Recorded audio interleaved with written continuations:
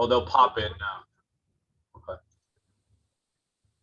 So we're just waiting a couple of minutes because we're missing a couple of council members. So please bear with us. I'll just give it about 2 minutes and then we'll get going with introductions. And is Keeley, and so we have a few people from the county. Do you know if we're expecting Romero? Okay. I believe so. I have not heard that he won't attend. Okay. Lenny won't be here and Scott Spence won't be here Okay. today. But, you know, Rick and Kelly and I can hold on. Cool. And here comes Carolina. So that'll get us there all but Yelm. Hello, Carolina. We're live, but we're stalling just for a minute or two in case a couple more people show up. I cannot hear you. Nope.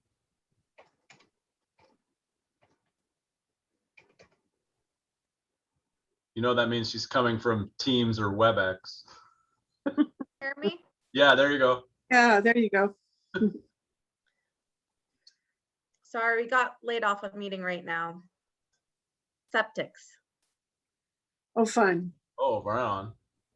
My favorite campaign issue. Oh.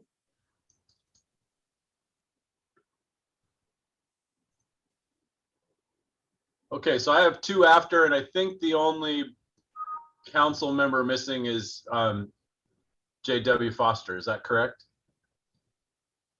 Okay, so I think we'll just go ahead and get going. Keely? Shelly Slaughter does not have the link. Can someone please send it to her? Yeah, I can send that. Thank you. Thanks, John. Oh, look, and then we have Romero. Just making sure you notice your name change needs to happen there. Yeah, thank you. I always have problems finding the Zoom link for some reason. And Commissioner Mejia is kind enough to forward that. So I think I need to find a system as to where I can find this Zoom meeting.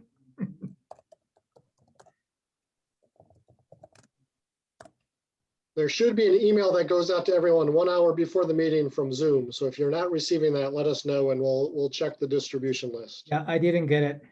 Okay. Yeah, it's a little funny. The sender is called Zoom, so that tripped me up a little bit too. But Yeah, okay, I checked and I didn't get it, but so I appreciate you checking in. Thank you. Cool. Okay, let's go ahead then. I think we can go ahead and get started. So welcome everyone to the June 23rd meeting of the Thurston Regional Housing Council. Thank you for being here on this very hot day and soon to be hotter. So let's start with a round of introductions. So first I'll go to the city of Lacey and ask Carolyn, can you introduce the folks from your city? Yes, we have Rick Walk, who is our Director of Community and Economic Development extraordinaire. And I believe is Kelly on here too? She's out today. Oh, Kelly's out. Okay. We have John Koch from the city of Lacey running the meeting. We have John Koch, yes, who has the controls, and then myself. Great, thank you, Carolyn. And then we'll go to Tumwater. Michael, can you introduce your folks? Sure, happy to. Michael Althauser, Tumwater City Council, and joining us is Brad from our planning department, as well as John Donor, City Administrator. And Joan, Kathy will not be able to join us today, so it's us three. Okay, great. Thank you, Michael. And then Carolina, can you introduce the folks from Thurston County?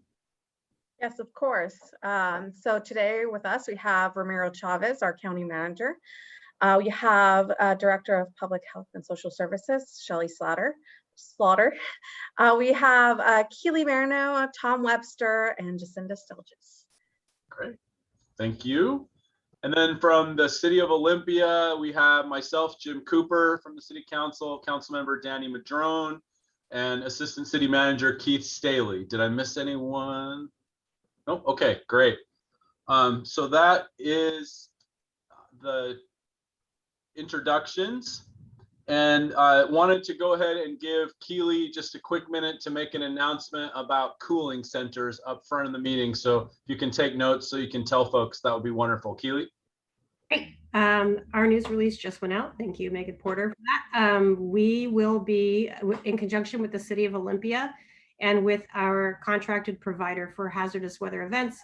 There will be a cooling center provided in downtown Olympia at 108 State Avenue Northwest from noon until 6 p.m. on Saturday, Sunday, and Monday coming up. So there will be water there. It's air conditioned. There will be some beverage, like just a place to come in outside from the heat. So we'll also be increasing our shelter in place activities through our contracted provider to ensure that water and other survival goods are getting out to those who are not able to make it in. Okay, can you repeat the address one more time, just in case folks didn't get it? Absolutely. 108 State Avenue Northwest. And that's Saturday, Sunday, and Monday from what time to what time? 12 p.m. noon until 6 p.m. So at the Noon. heat, the peak heat. Okay, thank you.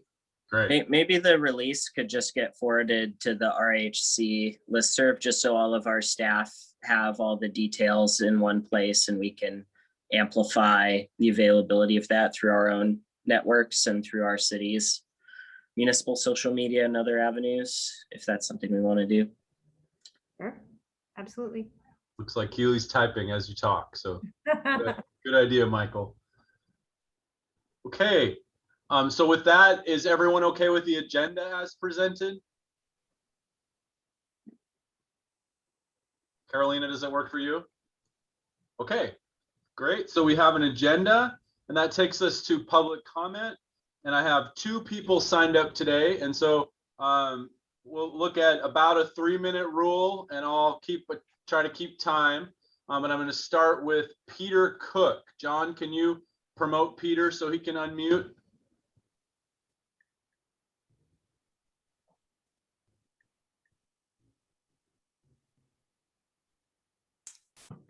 Hello, I'm Peter Cook.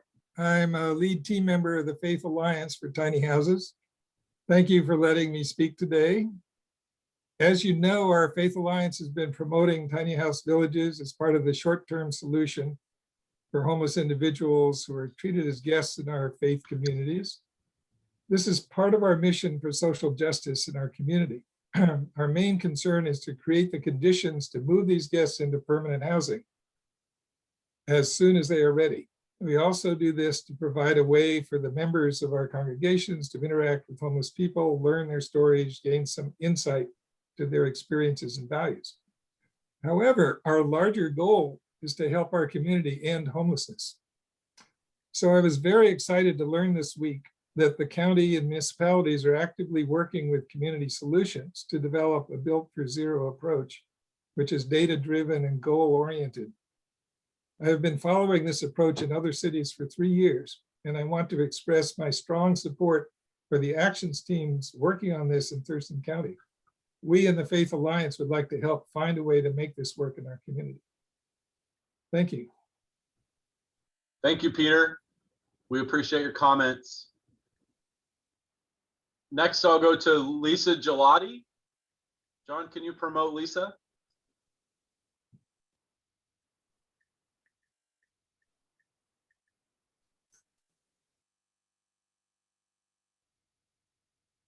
You can unmute now, Lisa. Okay, thank you. I just saw that. Thank you for letting me speak. I wanted to just say hello and haven't spoken to you for a while. Just wanted to give you an update.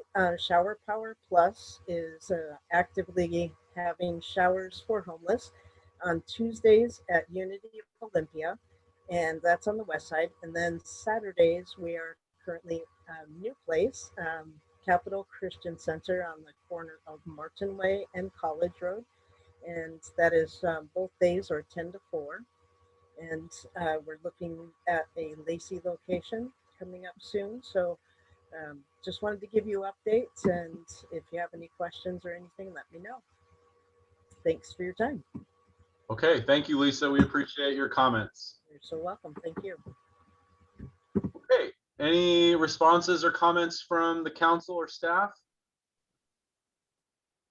Okay, great. And so then that takes us to the approval of the May minutes. Is there a motion? I move approval of the minutes from May. Second. Okay, it's been moved and seconded. Any discussion or amendment? All in favor, say aye. Aye. Aye. Motion carries unanimously. Thank you. Okay, so speaking of community solutions, I'm going to turn it over to Keely Marino, and she's going to give us an update on that conversation. Great. So since we've last met, we had some meetings or last talked about community solutions, working with the county and with our homeless crisis response system. We had the community solutions folks come one more time to the homeless housing hub, which is our local continuum of care for the homeless crisis response system. And they presented, and from that was generated another conversation with just a few of the key stakeholders in our homeless crisis response system who would be the most impacted. So the coordinated entry providers, those who are kind of shepherding the data, as well as the county, as we have, we report out on our homeless management information systems data. They had some final questions, and I was tasked to reach out directly with Community Solutions, which I did. I had a lengthy conversation with Beth Sandor from Community Solutions, asking some clarifying questions about how does this work with, is this prescriptive? Is it led by the system in which it is, in which Community Solutions is working? How do we communicate, et cetera? Just getting as much information as I could possibly gather to bring back to the providers to let them know, like, how is this relationship going to work? After having that conversation and talking with the providers, they were like, let's do it, let's figure it out, and let's move forward. And so here we are. I have reached out to Community Solutions to let them know that, that this is something that we would like to pursue, and we have some next steps that we'd love to talk about. It looks as if moving forward from today, unless there's any objections from the Regional Housing Council, there would be a meeting sometime in July to establish the relationship. There is an agreement that needs to be signed, and then there will be onboarding sometime in the early fall. And so that's what I know so far about the process, and I'm open for any comments or questions. Michael, What does the agreement stipulate? What are the parameters of that? Or would we have an opportunity to review that before that gets signed? Or are we giving you the green light to sign an agreement, or what does that sort of constitute? That's a good question. We actually have not seen the agreement. The email came in yesterday asking us for to identify who the point of contact would be, who the signer would be. And so we have to establish that. So we have not seen it. I don't think there would be any problem with reviewing it, however. Romero. Billy, could you speak a little bit about resources behind this effort? Yes. And I think that it is important to highlight the needed resources just to make sure that we don't embark on this effort without having that analysis being done, because my concern at this point is it will land on the county to provide the additional resources to implement this program. So I just want to make sure that we touch base on that a little bit. Yes.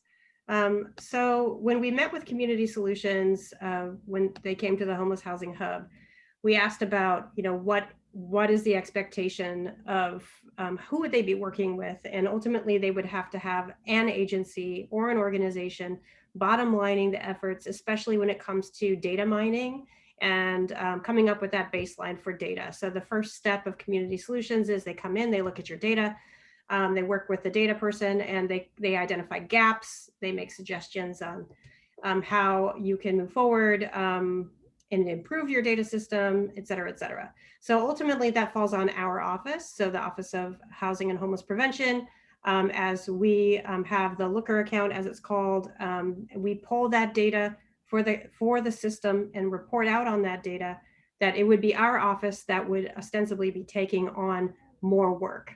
So at the meeting, we asked, well, what does that look like? And Beth had stated that perhaps between 8 and 16 hours a month, but that does not necessarily, we don't actually know exactly what that looks like. Is that a one-on-one meeting? Is that everybody engaging in a meeting? Is that just, just a back and forth through email? So that has not been clarified. So that is something that our office is weighing in terms of taking on extra responsibilities at a regional level on top of our regular duties. Thank you, Keely. And I guess that will be before an agreement is signed, to have a conversation at the regional level and this forum, the Regional Housing Council, as to how we're going to be able to, the region, to fulfill the additional resources required for this program. I just like to plug that into in this conversation. Thanks for that, Romero. And I think maybe it would make sense once we have the agreement and we kind of understand what the time commitment and other resources are, then have the technical team process that and check back in with the Regional Housing Council. Does that sound like a good path? And I know Olympia kind of helped instigate this with Providence, so we're committed. I think I know I can speak for our team on that. So Absolutely. okay. Anything else on community solutions? Oh, I was going to point out, Keely, that Keely said when we were doing the planning for this meeting that timeline in the fall start is because they do a cohort of several communities. So we'll be in a learning community that has an opportunity to kind of hear what others are going through as they go down this path. Is that right, Keely? Yes, that is correct. Okay. Maybe we'll learn some things. And we know people will learn from us. So, okay. Hearing nothing else. Oh, go ahead. I do have a question. They do, just a clarifying question so that I understand and can respond to this email from Community Solutions. We're hoping to meet with them in July. And so I don't think we necessarily have to have the service agreement completely. I'll check in to see if that needs to be taken care of before we meet, but we're hoping to meet with them on the 12th of July, and they're just needing that information around what is the organization, what type of organization, et cetera, et cetera. So we'll need that information prior to the 12th, or we can postpone that meeting if that is the will of this group.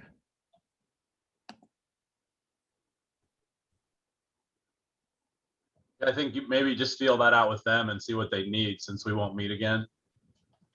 And then you can adjust it if you need to. But I don't know. Yeah, I guess I don't know. Is the Regional Housing Council able to do contracts, or is it need to be left to our fiscal entity? Anybody know? Go ahead, Romero. And I guess that was the source of my initial comment. It will come to the county because we are the fiscal agent of the Regional Housing Council. And without having a conversation on the resources and what the county is committed to, that's probably the conversation needs to occur, at least from my point of view. And I hope there is not an expectation by the July 12th meeting they will be ready to sign on the dotted line. I hope that is not the expectation. That seems to be extremely premature. I think the Regional Housing Council has to vet all the nuances of this agreement. What is the expectations, the roles, responsibilities, and ultimately for where I'm sitting is seeing how it's going to be impacting our resources, particularly Keely and Tom. Okay. So it sounds then like we should have this on the agenda for our July meeting, and you need to just make that clear to them that we need to have a little bit further discussion once we see the fine print, if you will. Okay. Thank you, Romero. Anything else on community solutions? Okay, so next we'll go to a conversation about Thurston Thrives and the Housing Action Team. I'll just set the stage for this for a second, and then Keely's going to give us a brief presentation. We've been making an effort to make sure we have Regional Housing Council connections with the Housing Action Team, both formally at their meetings, and I know Carolina and Carolyn and I have, and Keely as one of the co-chairs, trying to talk one-on-one with Housing Action Team members and get their insight about what I brought up last month, which is the need for a more formal connection, whatever that looks like. And so I had the opportunity to go and hang out and because of a change in schedule and be at that meeting. And I just have to say, it's an impressive group of people.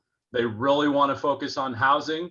And from, it's not so clear at the public meeting, but from some of the one-on-one conversations I have had, they're a little bit frustrated by what they think is a great direction of Thurston Thrives, but not quite a clear alignment to the housing work that they've been focused on. And so I want to have Keely tell that story a little bit, and then I have an idea that I think can help us figure out how to move forward and identify what that partnership will look like into the future. So Keely, why don't you go ahead with your deck? I will do that. I apologize. My internet connection is just told me it's not stable. So I will do my best. Can you hear me okay? Yeah, we can hear you, and I'll bring it up in case we lose you, and then I can pitch hit. Perfect.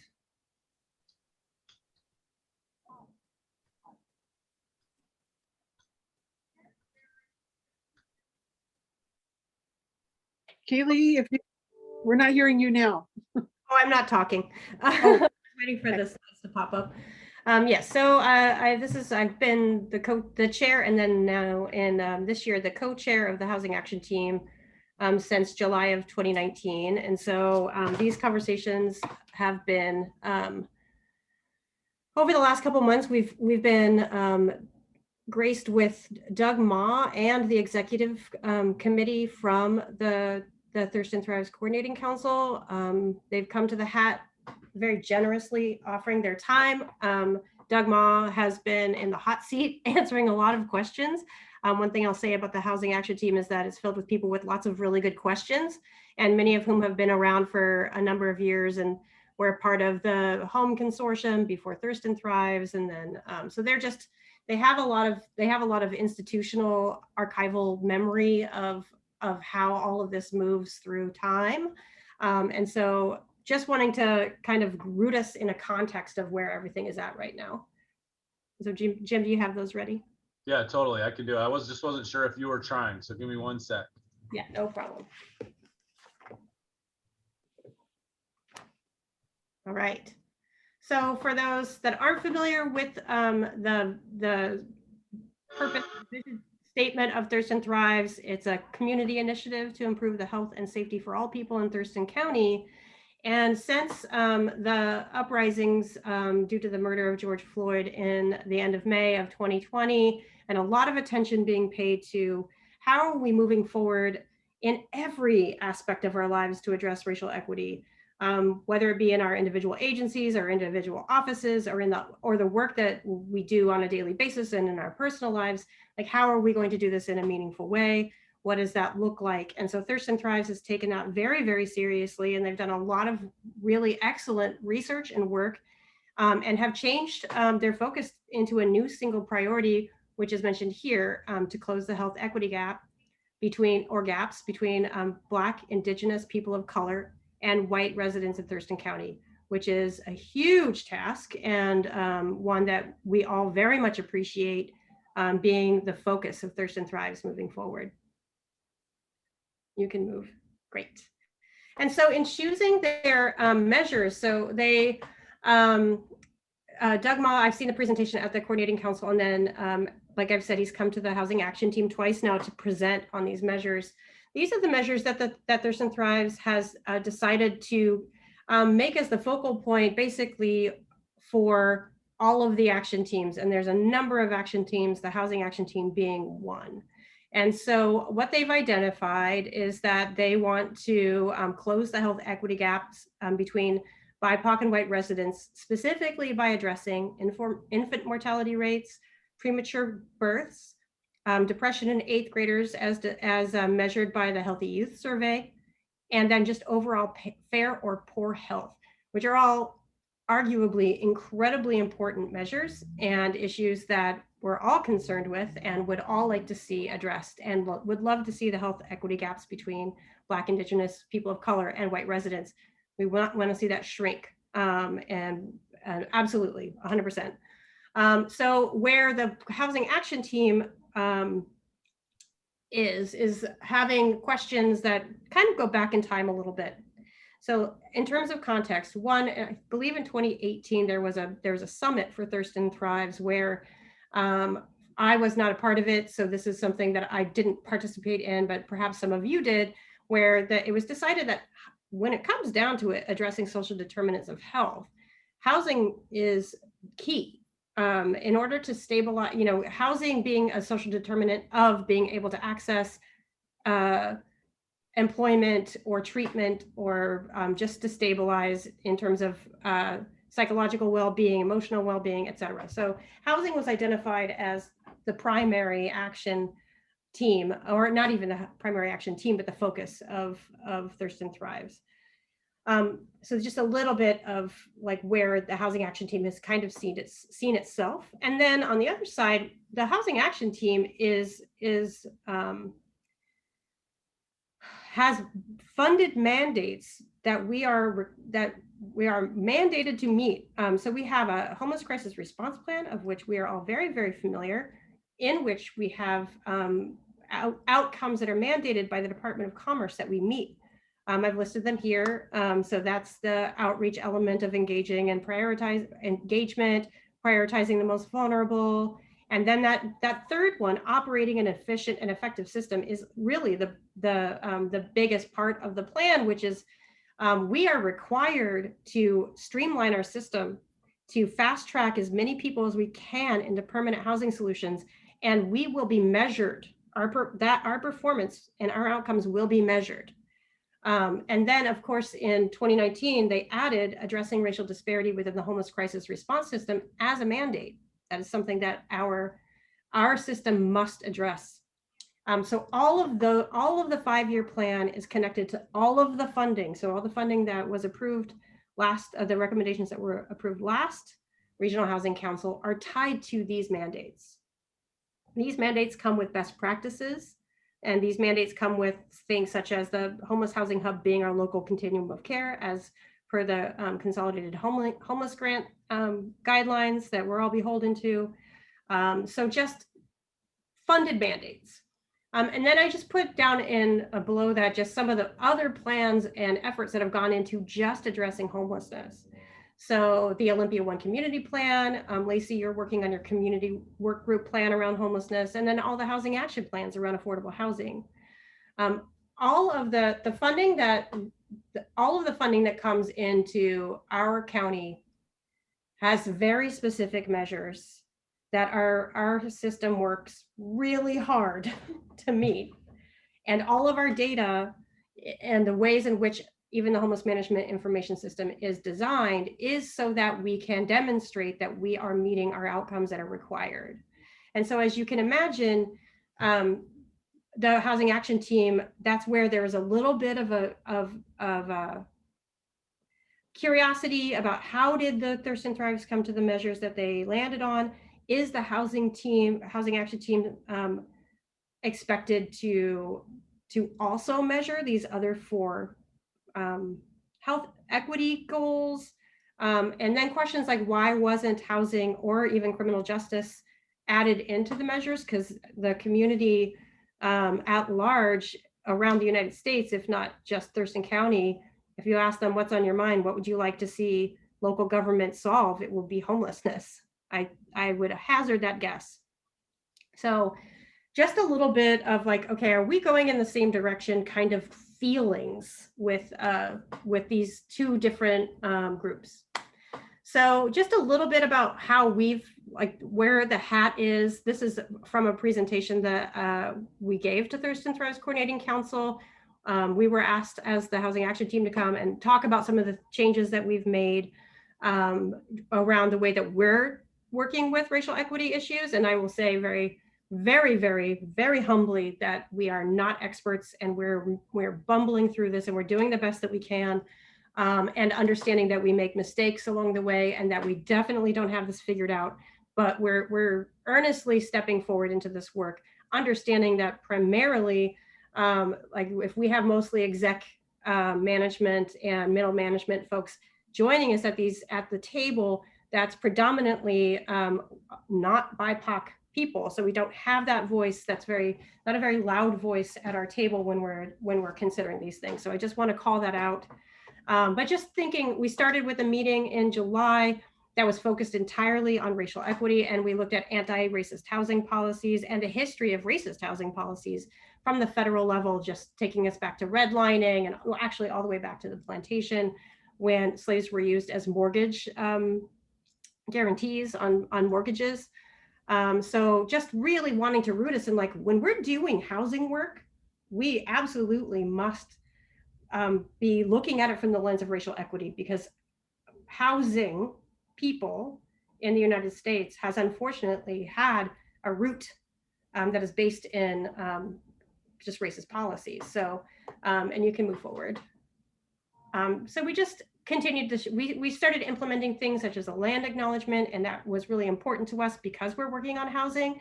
That land acknowledgements, if you're not familiar with them, they are a means by which we can acknowledge that the lands that we are on were unceded, and that the very thriving, very alive tribal communities that inhabited these lands and are the caretakers of these ancestral lands, they're here, but their lands were taken from them, and we are occupying them. So we really feel strongly, like, as a housing action team, we need to root ourselves in understanding, like, we're being paid to talk about housing. Predominantly, some folks are volunteers, but we're all being paid to do this work. And then we introduced, and this is a very controversial term, but there about 10 years ago, there was a journal article that came out about, like, cultural norms that are rooted in the premise of white supremacy. So this is not this is a touch, this is a hot button phrase, but the spirit of it is no one is being called a white supremacist. It's talking about norms by which we all operate in. Every single one of us, regardless of where we're at, there are norms that we perpetuate. Just because we're swimming in the water, we're fish, and we don't know that we're swimming in water. We just know that this is where we live. So so these, we started introducing, like, let's talk about them. Let's normalize this language. Let's just normalize it in a way that isn't shaming or negative, but, like, let's talk about it, and then let's look at antidotes. And then we started working on, like, what does anti-racist housing policy even look like or mean to each of the respective work groups. And then where we're going with regards to racial equity is we started working on the strategies for the 5-year plan, and in going through the 2021 strategies, we realized that when we wrote all the strategies for the 5-year plan regarding racial equity and addressing racial disparities, we did not have any of those strategies vetted by BIPOC stakeholders or community members. They were well-intended and well-researched, and we did our very best, but we feel like it is not, it would be, we would be remiss in suggesting and vetting strategies that were not at all vetted by the communities in which we are trying to address harm. So we're hoping to convene a stakeholder group which will lead to that consultant, which we all have talked about at the Regional Housing Council and set money aside for. So just trying to do that in a way that is as thoughtful as possible to cause the least amount of harm, understanding that that is inevitable to a certain degree because we're going to make mistakes, and to really do this work rooted in as much as we can understand best practices. So that's kind of where the Housing Action Team is in relation to the team, the members' confusion about where do we live, and then also where we're headed with regards to trying our best to address issues around racial disparity and racial equity. And I'm going to try my camera. Good to see you again. That's perfect. Welcome back. And that came through super clear. You weren't garbled or anything. So thank you very much, Keely.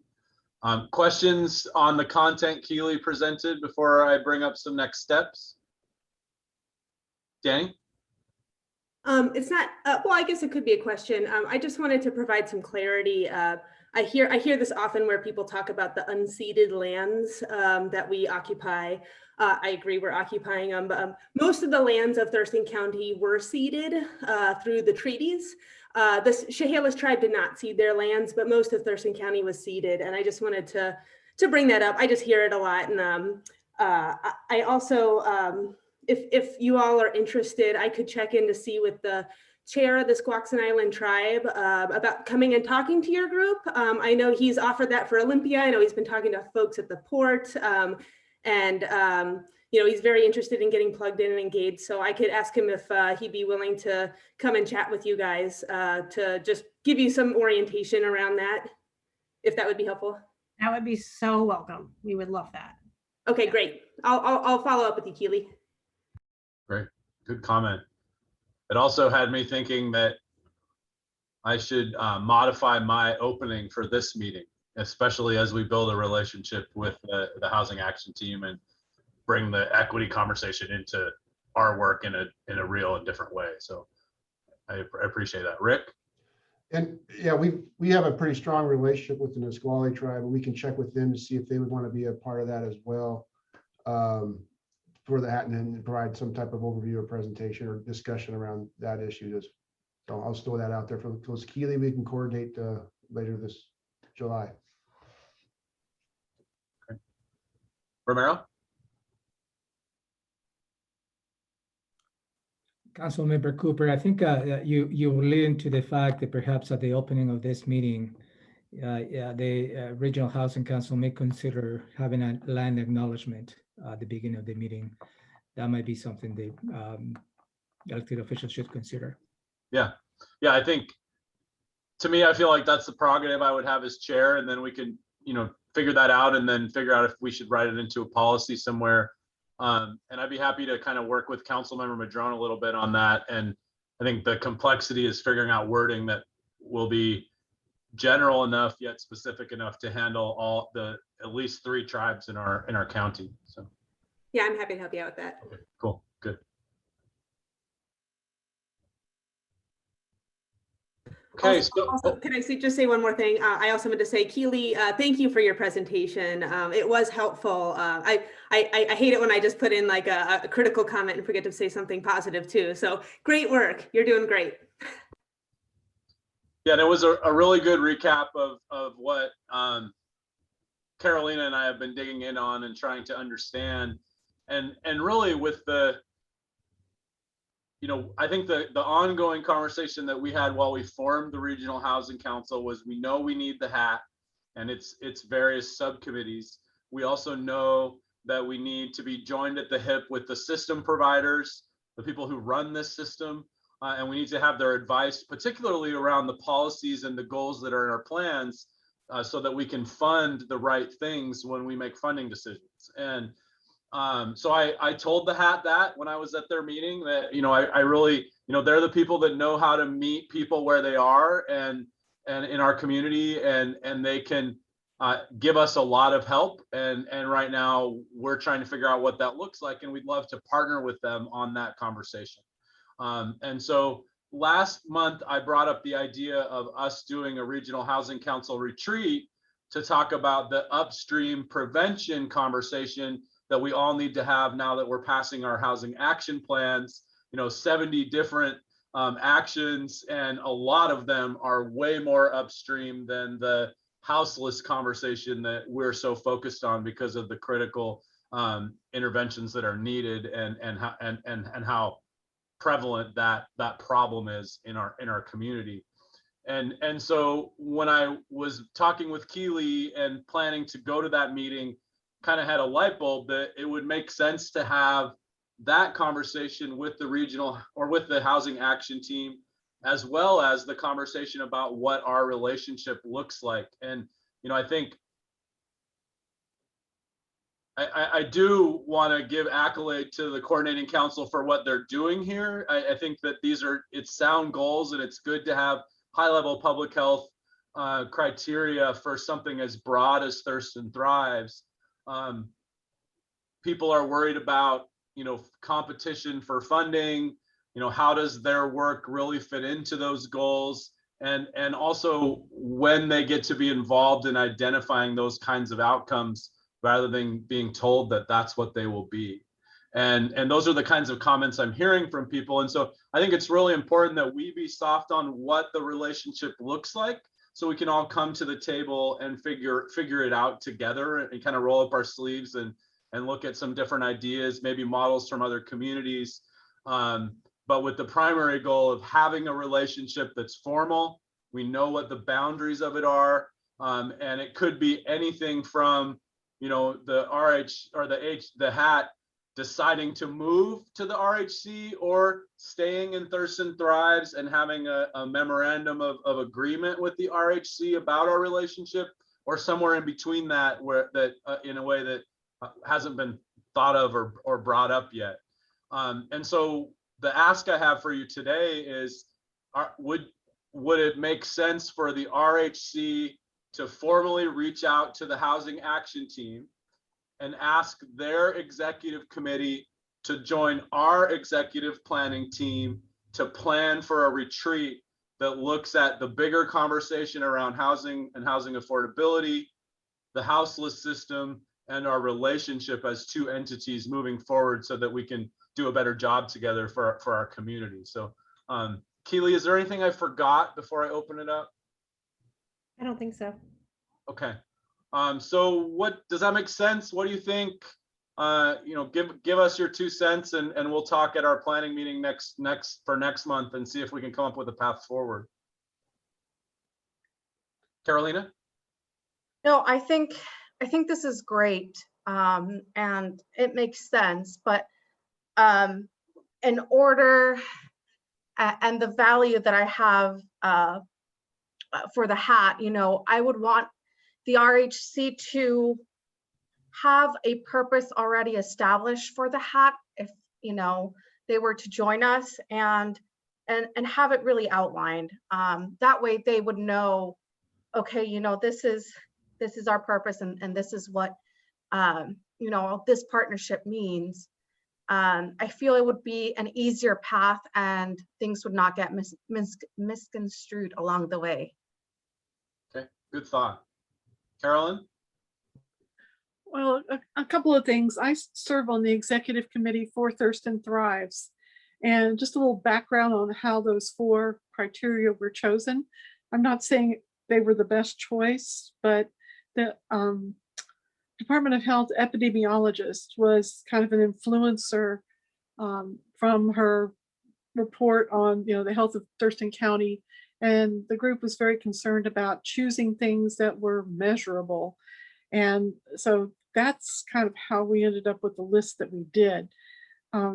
Given that, I've been advocating for HAT within the executive committee, because HAT is the highest functioning team of all the teams within Thurston Thrives.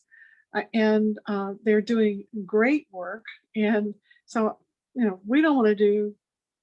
don't want to do anything to stifle that, to compete with that, or to, for lack of a better term, make people really, indignant and, start losing ground in relationships and trust. So I think anything that we can do to extend, as the Regional Housing Council, extend an olive branch, convey our confidence and appreciation for the Housing Action Team, the work they're doing, and a desire to partner with them in ways where it makes sense, I think would be absolutely the right course. I'm writing that down because I think you just helped me outline the letter we would write to them to make that invitation. So thank you, Carolyn. Sure. Keith? Councilmember Cooper, I'm wondering, when you said executive committee, were you referring to the executive committee of the Hat or of Thurston Thrives? Executive committee of the Hat, and then the planning group that's been planning the RHC, but somewhere there's an interface with the technical team, so it might not be the same exact group. Okay. I'm just wondering what the role of the Thurston Thrives Executive Committee might be in this conversation, given Councilmember Cox's comments there and her involvement with that. It almost seems like that might be the more appropriate place to start this discussion, would be between the Executive Committee of Thurston Thrives and the RHC, and then, have that roll down to the Hat. I don't know, given that the Hat is a subcomponent of the Thurston Thrives.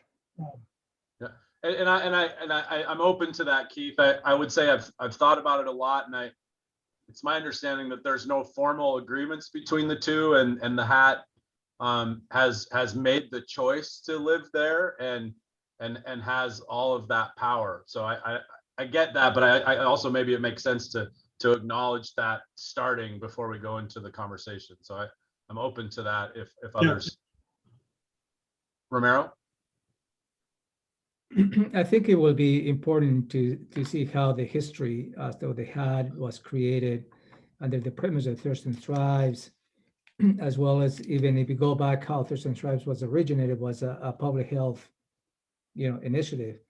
So I understand, but I think going along with Commissioner Mejia's suggestion, it will be really important to define what the roles, expectations are, as opposed to jump into a structural change. I think it will be extremely valuable to hear the history as to how this highly functional group has been operated. But really, is the history, I think, is going to tell a lot in defining the roles, responsibilities, and expectations within the RHC will be also extremely helpful. Yeah, and I like that comment you just made around focus on the role and then worry about the structure, right? And we can put the structure on paper once we really agree on the role. So thank you for that. Other thoughts or comments? Michael?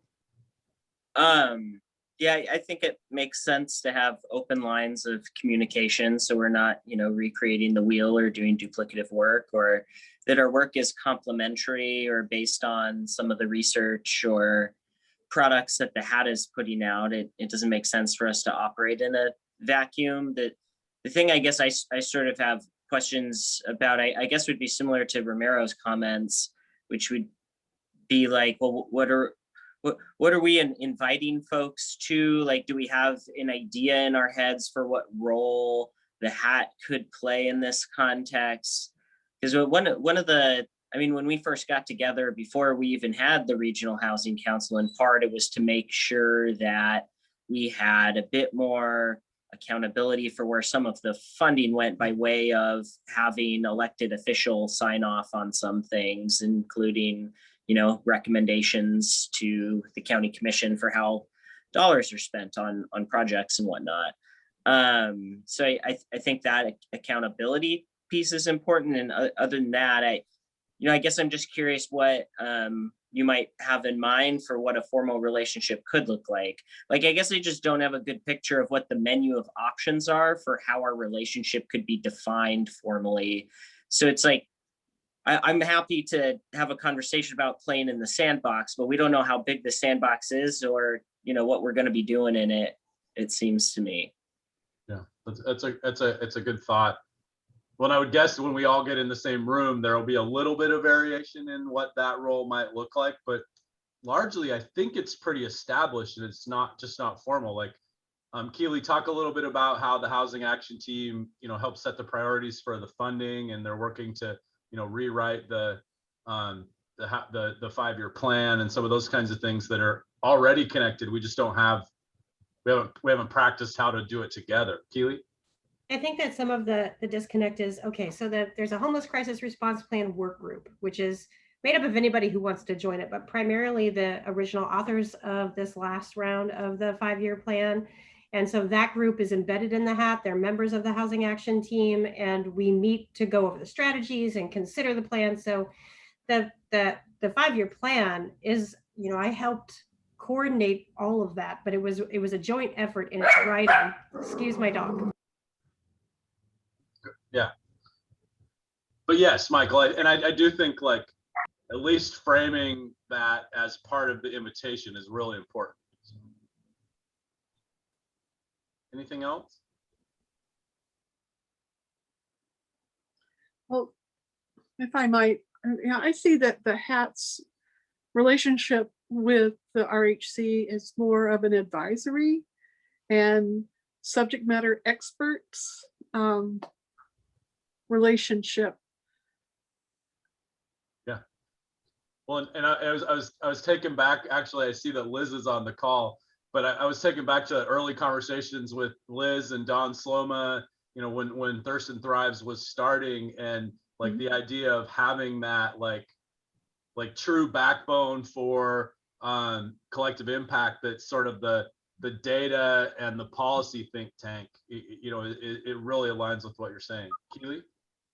I was just going to say that part of you know, in the interlocal agreement for the Regional Housing Council, with the 5-year plan being kind of the North Star with regards to moving forward with project recommendations, funding recommendations, et cetera, that document and its work and who's shepherding it and carrying it out and executing all of the activities is the HAT. So I feel like that's where the confusion is like, okay, if the HAT is like the boss and the author and the executor of all of these activities, and where the recommendations come from for the Regional Housing Council to make policy and funding decisions, then, and there's no formal relationship, and we're being asked to measure things that aren't related to housing, it's just confusing, I think, for the HAT. I get to sit in this seat, and so I understand how everything works, but it's just I feel like there's just a more streamlined way to communicate, to have a place where the HAT lives, even if that's just a formal communication agreement or whatever. Right. So Good point. Keith? I was just thinking, as Keela was talking, that, you know, each of our jurisdictions has a planning commission.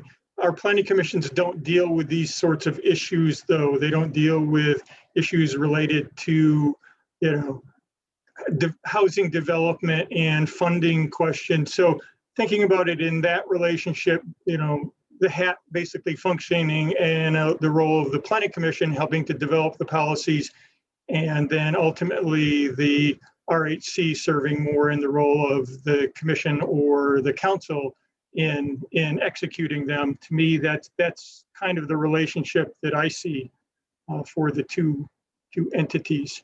The HAT's a resource. They're connected. Hopefully, they're helping to grow the capacity in our community to build the organizations and entities that can build housing, to develop the pipeline. The pipeline doesn't just happen. It requires active promotion and going out and finding people to participate in developing these projects. So, you know, that's definitely a role that the HAT can play. So and it's an indirect alignment with the mission and outcome of the RHC, at least as I see it. So, you know, I would very much like to see that clear relationship as well. And, you know, it could be a pretty linear relationship. And, you know, perhaps there isn't a relationship then with the Thurston Thrives, and we just memorialize that. Yeah, I like that a little bit more than an advisory committee. Yeah. Like, because the planning commission has powers in law, Yeah, and so sure. thinking about that, right? Okay. Any other comments for now? I feel like Keely and Tom and I can process through that and at least reach out and have a phone call with a couple of folks from the executive team of the HAT before we put pen to paper.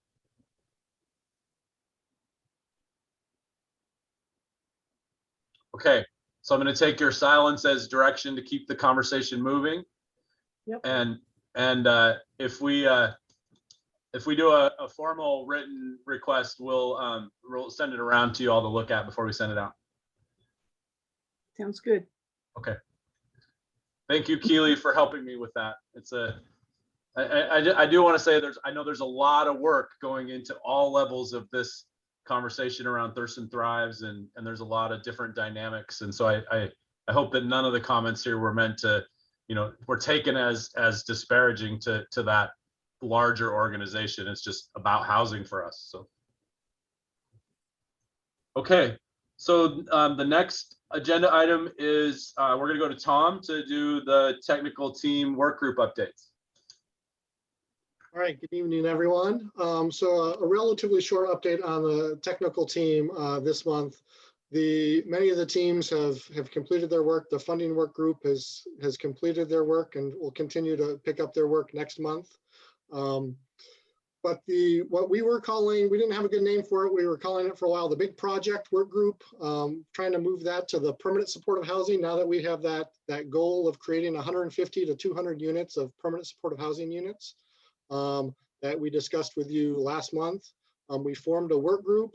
That work group met last week for the first time and started that conversation of coming up with the strategy, the document of how we're going to accomplish that.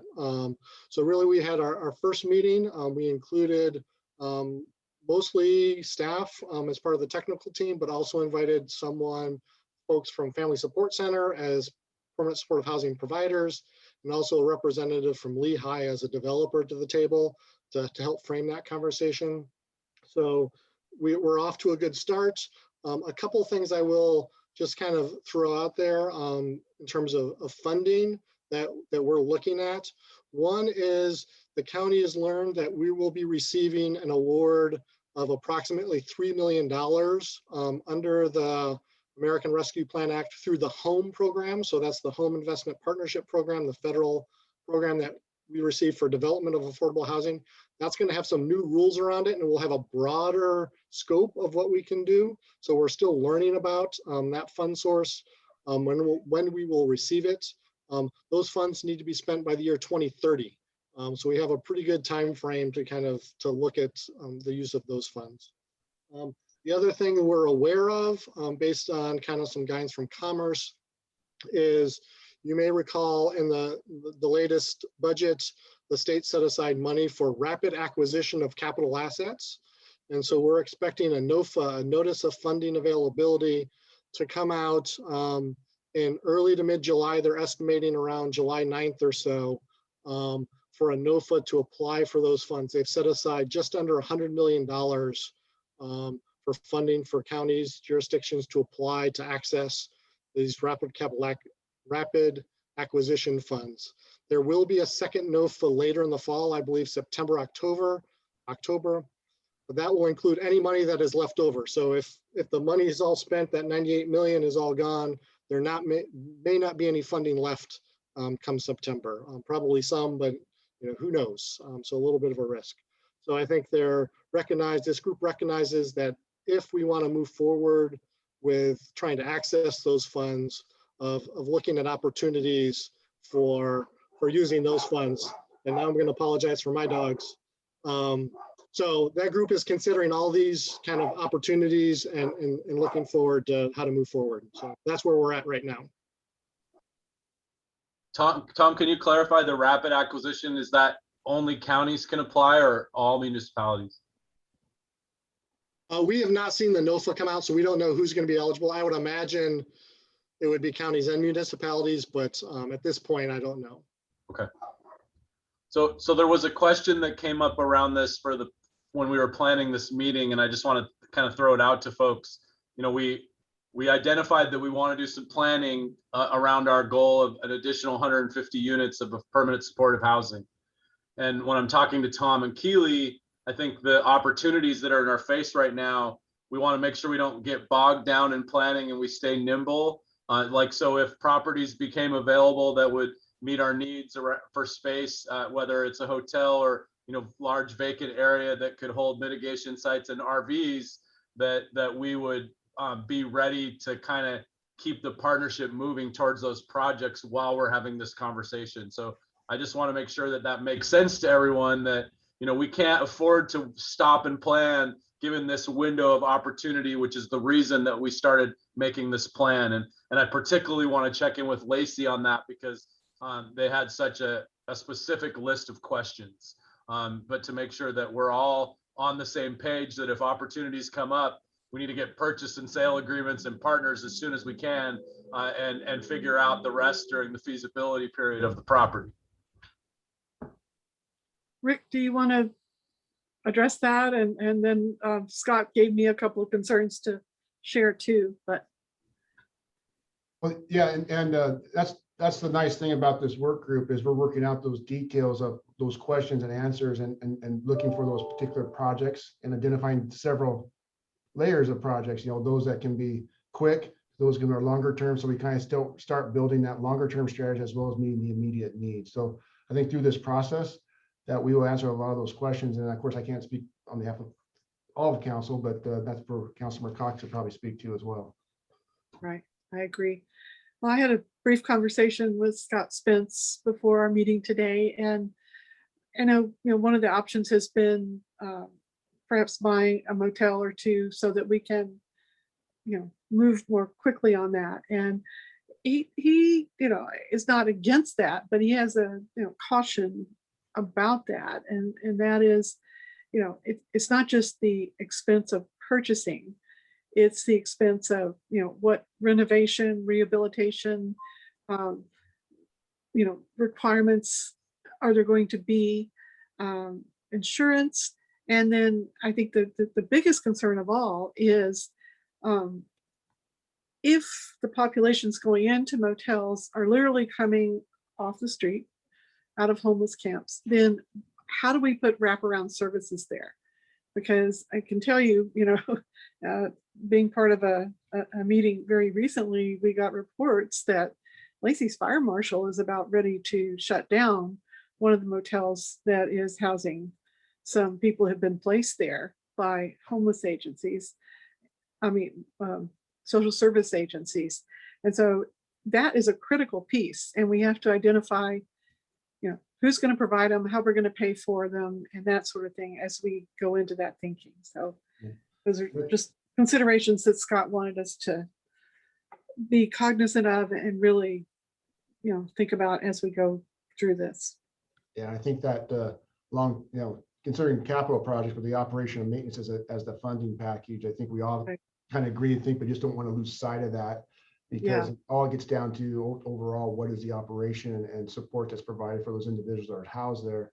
And as the situation with one of the hotels that has accommodated homeless individuals on vouchers is you start getting in and living arrangements, then you're starting doing plugins, extension cords, these type of things, and all of a sudden you got, we need to have that oversight, and that's where the fire marshal's coming in and say you have some concerns. So we're working on a strategy with the owner of the hotel as well as those service providers so that we can get a little better understanding what's going on and that what is needed to make sure it's a safe place.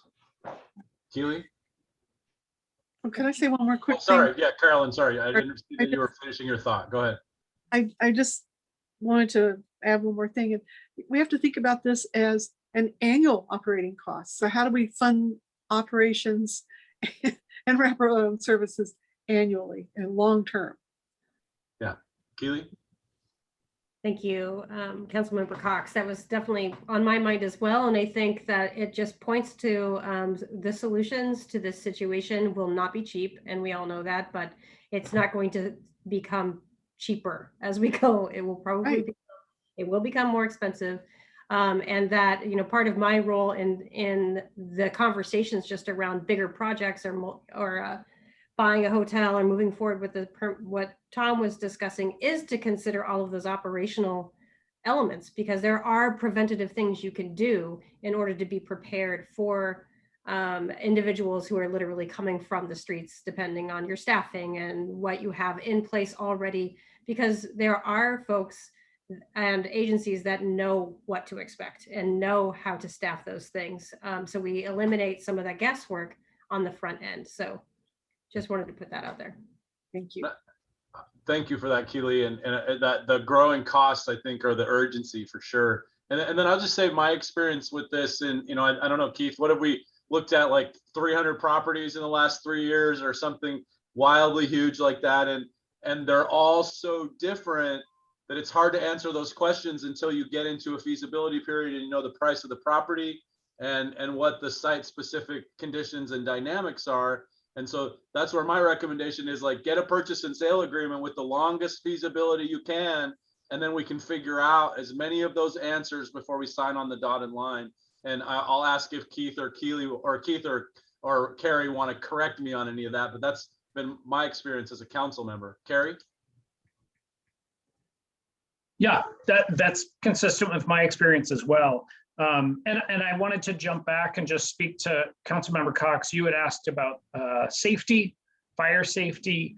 And I think one of the things that you get when you transfer a property that's, you know, kind of de facto being used for supportive housing or for shelter, you know, if this circle can come together and purchase properties like that and get them into the hands of providers who have expertise in doing that work, Catholic Community Services, Interfaith, and Family Support Center, and those other partners in the community, I think you'll see those, not just the housing outcomes improve, but you'll see the safety outcomes improve. I regularly work with our building official.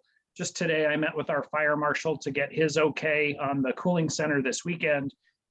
They're used to working with our providers. They know them well and have a really good long-term relationship with all of them to make sure, you know, and providers know those are partners. They're not adversaries. And, you know, folks like our fire marshal and building official are there to make sure that all these services and programs are running safe. Obviously, it's hard when a hotel has kind of started to turn into a shelter and you know, those expectations and requirements get foggy. So I think if we stay on the path that we've been talking about, I think that we'll see those outcomes, both housing and safety, improve. Yeah, I think, yeah, I totally agree with that. And that's a better condition. And that's what we would be striving towards. We just know in the current situation, we have that issue. And then that goes into the cost. I think Councilmember Cox talked about, we got to consider not only the purchase, but also the repurposing, remodeling, improvements to make it so that it's that safe zone. And then we get up to that management, and then you can have a nice little productive facility that's safe, doing the work we're trying to do and trying to get people that step into housing and ultimately other services. Right.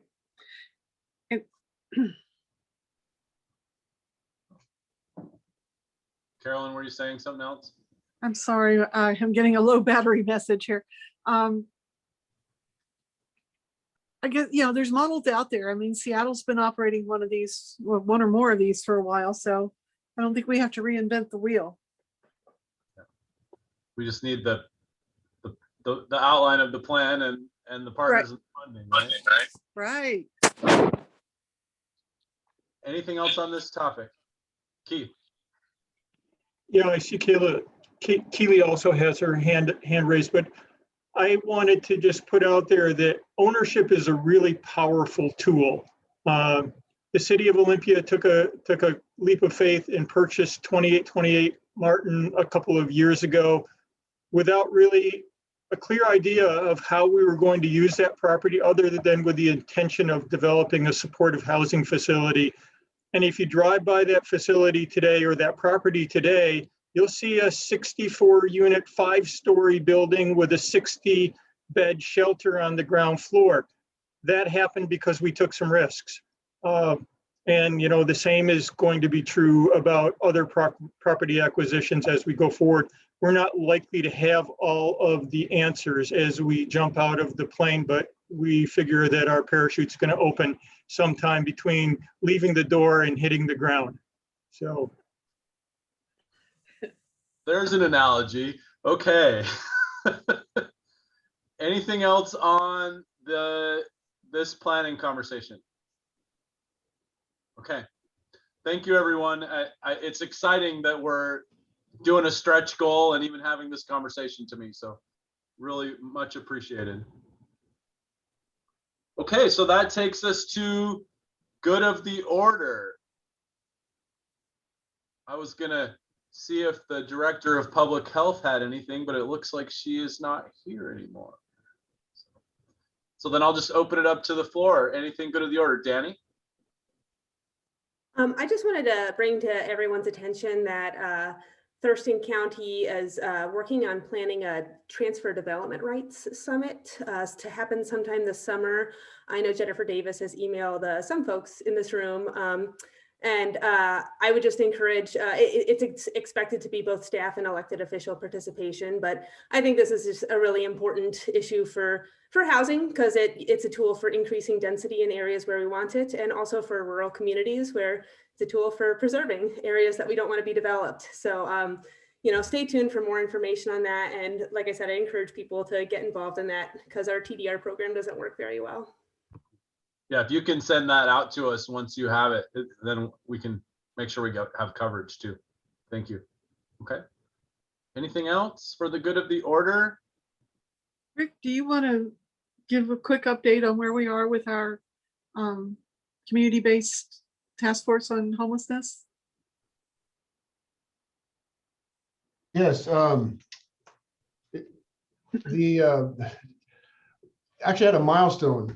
So we've been started this process. We have a 25-member committee of residents and citizens and leaders in the city of Lacey to task with developing the city's homeless response plan. Basically, develop recommendation on strategies the city can use to respond to homelessness that are, again, community-based and supported. So we're technically 3/4 of the way through that process, and we started that process on Zoom online, but we had our first in-person meeting last Saturday.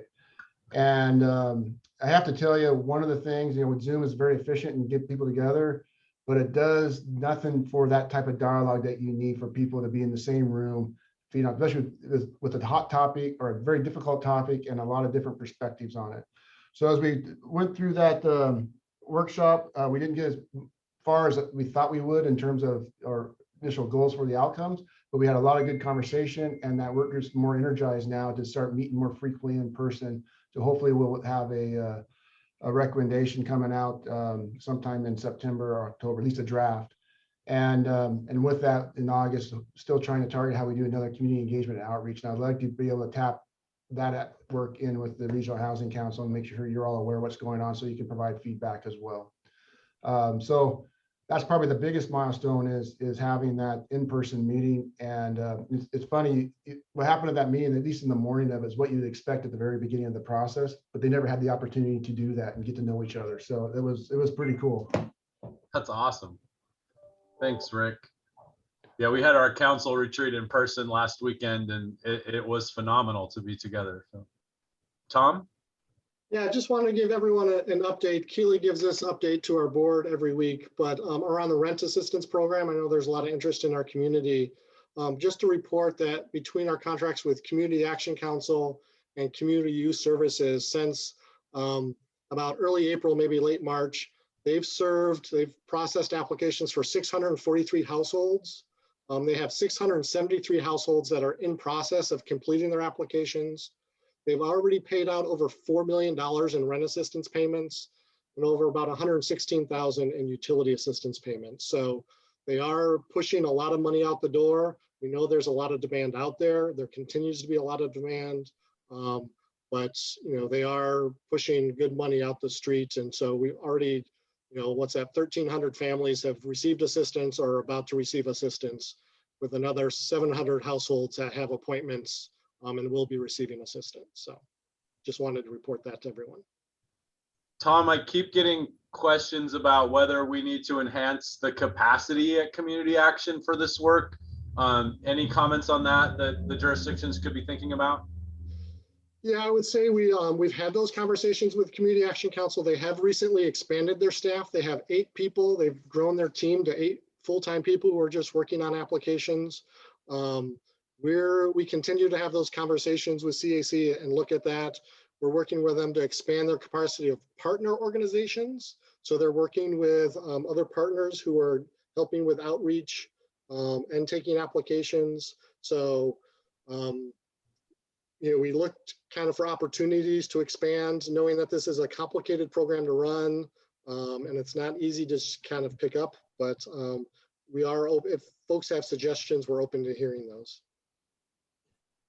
I was at a party last week and 2 or 3 people standing around talking and wondered if there was a way to train one of the utility billing or customer service units in one of our jurisdictions to help with some of that work. So just that's the only thing I've heard that's different from anything you laid out. And I know it's complex, but just to throw that out there.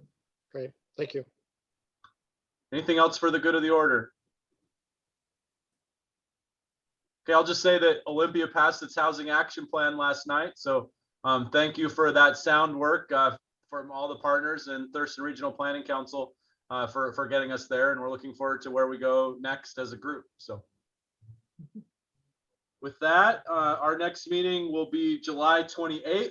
And we talked at the planning committee about at that meeting next month, we'll talk a little bit about what we want to do as far as returning to in-person, or how frequent, or whether we would stay on Zoom for most of our meetings. So we'll outline a couple of options for the group to discuss at next month's meeting, which will be on Zoom. Sound good? Okay, we are adjourned. Thank you, everyone. Take care. Stay cool. Or at least try. Right, yeah.